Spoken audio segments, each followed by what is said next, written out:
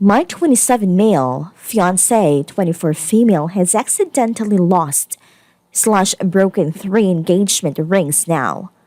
I'm starting to suspect she's doing it on purpose.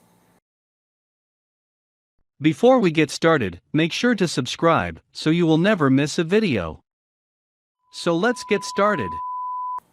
My 27 male, fiancé 24 female has accidentally lost broken 3 engagement rings now.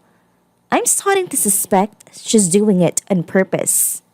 I 27 male been with my fiancé/girlfriend 24 male for 3 years now.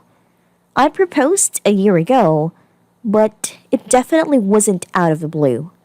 She's been not so subtly hinting and getting engaged for months at a point. Although we're both somewhat hot-headed, we generally have a good relationship and we occasionally only fight about small normal things.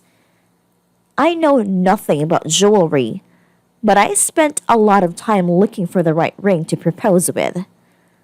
I talked to 2 of her closest friends to get their input, and in the end, I spent around $4,000 on a ring. When my fiancé saw it, she told me she loved it, and I'm pretty sure she was telling the truth. This January, my fiancé called me up in tears. She'd somehow lost the ring on her way home from work, and she had no clue where it might be.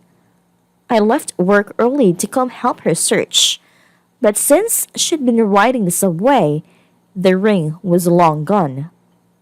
My fiancé was clearly distraught, so a few weeks later I dipped into my savings and bought her a different ring.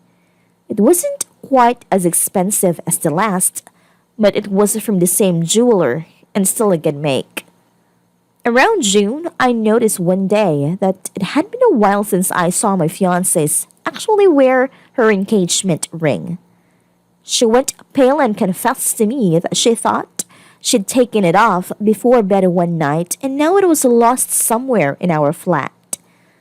This time, we searched for days and I dug up half the floorboards looking for it. But the ring is to this day missing. At this point, buying another ring was out of the questions. Too expensive, so I asked her if she'd rather either have a cheap replacement ring under $50 until after we're married, or B, go without a ring for now. She chose option B.